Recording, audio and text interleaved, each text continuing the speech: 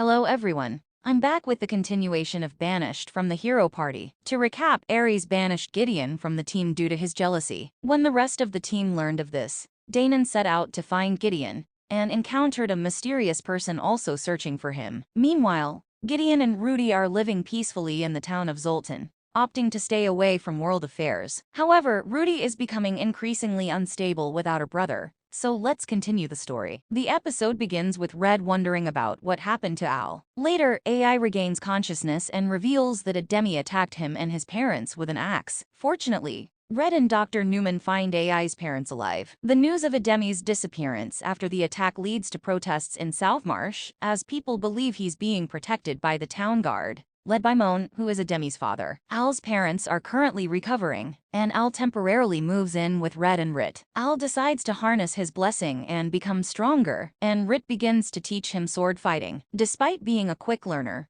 Rit is concerned about her ability to effectively teach Al, as it's her first time doing so. Suddenly, Red and Rit hear that Tanta has been taken away by the town guard for questioning. With the help of the Adventurer Guild Master, who helped them because now they owe him a favor, Red and Rit arrange a meeting with Moan. They arrive at Moan's mansion and meet Tanya's father. Moan greet them, and inside they meet Tanta, who is safe and not harmed in any way. Moan apologizes for Tanta's treatment, but vehemently refuses to consider that his son is the preparator of this incident. Tanta also suspects that something is wrong, because Ademi apologized to him after their fight. Moan requests to have a private chat with Red and Rit. He then discusses about the incident where some people lost their reason and started a massacre mindlessly. Red then thinks that this case is somehow related to drug that's been going around recently. Moan strongly disagrees as he did not raise his son to participate in such behavior, and commissions Rit to find the source of the drug. While AI is in the apothecary, a stranger arrives and greets him. Later, Red arrives at the shop finding Al at the door. He wonders where Red is, and Red decides to teach him some moves himself. He uses a broom.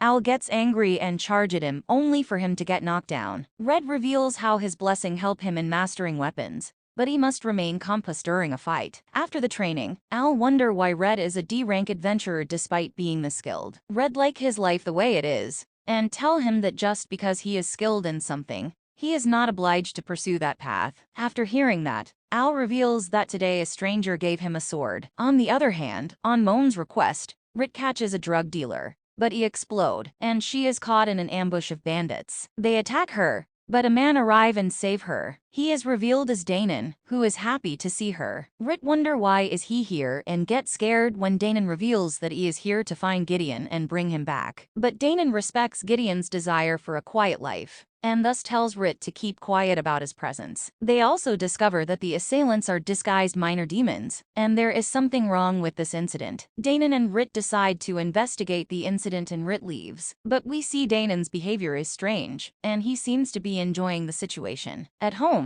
Red show her the sword that Al received from the stranger. Rit finds that the sword actually have a location marking spell cast on it, which reveals its user's location. They wonder what is that stranger trying to accompany by giving this sword to Al. Rit then sit on his lap and is scared that one day Red will leave her, but can't say anything to him. As Red and Rit later go into town to find a weapon suitable for his blessing, protests against the town guard are heating up, likely staged by Bayek himself. Meanwhile, the heroes' party has found one of the weapons of the former demon lord. Rudy tells Tizi to go find the weapon while they fight the guardian. During the fight, Ares proves his inadequacy as a party member, and Rudy warns him, because she is not going to provide him cover, just like how she used to provide cover for her brother. But Ares refuses to acknowledge his shortcomings and blame Danon and Yarendrala for it. They defeat the Guardian and find that the weapon is actually an airship. While the airship gives Rudy the chance to retrieve her brother, she refrains from. At night, Red is feeling anxious as he is sleeping on a double bed with Rit for the first time. Both of them are somewhat nervous, but they decide to take it easy and just go to sleep. The next day, an unfamiliar man is walking in the alley when Dur and his men ambush him, thinking that he is Al. However, the man turns out to be Rit disguised as Al, carrying the sword with a tracking spell. This is why Dur mistook her for Al. Rit defeats Dur's men,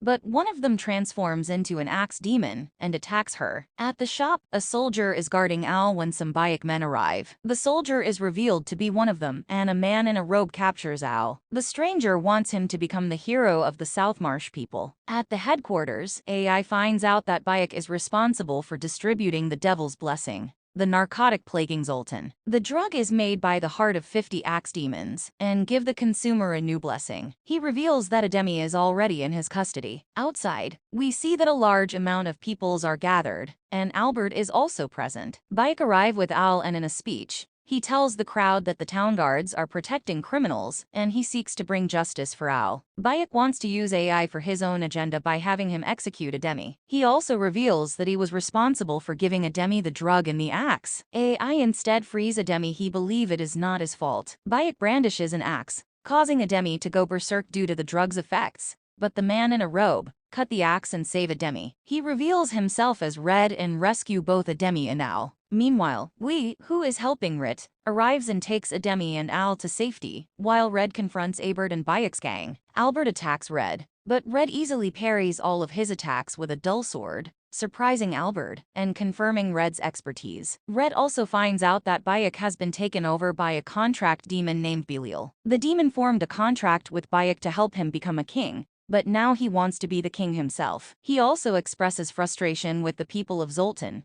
calling them lazy and the village slow. Albert believes it's a waste of his blessings to stay in Zoltan and wants to achieve something big. He reveals his ambition to join a hero party and defeat the Demon King, earning fame and praise from many people. He invites Red to join him and become a hero, but Red refuses. The town guards arrive and arrest them. However, Albert, not wanting to lose all purpose in life, attacks Red, but Red cuts off his hands. Bui takes Albert and Ademi in front of the protesters. AI and Ademi reveal Bayek's plan to the public, including the dangers of taking illegal drugs, which can turn someone into a demon and cause them to lose their reason. Bui forgives Ademi in front of everyone, thus resolving the crisis. A few days later, however, Bui visits the possessed Bayek in prison, revealing himself as Shasandan, the demon lord's general supposedly slain by Rudy, who scolds Belial for making humans aware of the hidden potentials that the Devil's Blessing could unleash in them. Belial has other plans and terminates his contract with Bayek, regaining his true form. He runs off and reaches Albert's cell,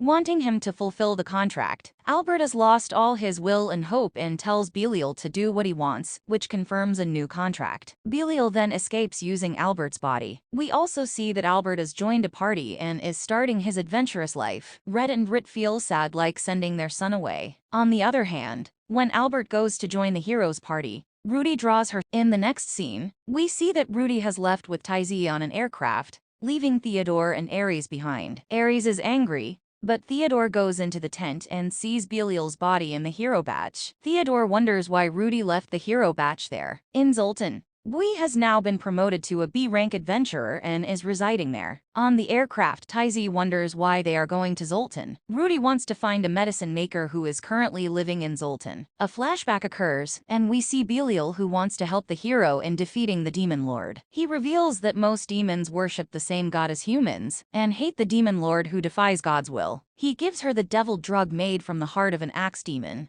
which helps in weakening one's blessings. Rudy tries it and finds it effective, and now she wants to get a decent supply of this medicine to suppress her hero blessings. She wants to hide her identity as the hero, and tells Taizi to treat her as a fellow traveler. Taizi is scared, but Rudy tells her to treat her like a friend and help her as well. At the shop, winter is approaching, but there are no customers. Rit suggests making a new exclusive product for winter, such as hand warmers. The making process requires intermediate alchemy knowledge, but Red knows another way to make it. He wonders if it's a good idea, but Rit assures him. They give everyone a sample to try and everyone likes it. Red meets Rit on the way and tells her that the progress is good. He thinks he should have kept a sample for himself because it's really cold outside. Rit reveals she has a sample, and they use it while taking a stroll. Suddenly, snow starts falling, and they decide to rest on a nearby bench, while sharing the same robe. They spend a good time together. Later, Rudy and Taizi arrive at Zoltan and hide the ship in a nearby forest. At night, when the guard is closing the gates, Red arrives late and decides to have a drink with the guard. Taizi is looking for a food stall, and enters the same one where Red is having a drink. Red gives her a chair meant for kids because of her short stature. Red notices that Taizi's body is well trained and appears to be hiding weapons. From her behavior, he deduces that she may be a thief or an assassin. Taizi also observes all the wounds on Red's body